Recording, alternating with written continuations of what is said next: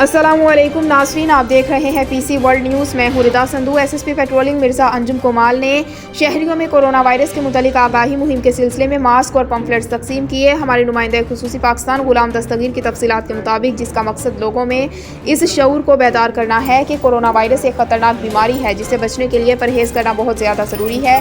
शहरियों ने patrolling police की इस काविश को सराहा। एसपी पेट्रोलिंग ने मीडिया से बात करते हुए कहा कि कोरोना वायरस से बचाव के लिए हिफाजती इक़दामात बहुत ज़रूरी हैं। मुलाज़मान को भी दौरान गश्त कोरोना वायरस के मुतालिक एहतियाती तदाबीर इख्तियार करनी चाहिए। समाजी फासला कम अज़ कम 6 फुट होना चाहिए। मास्क पहने, हाथों को बार बार धोएं।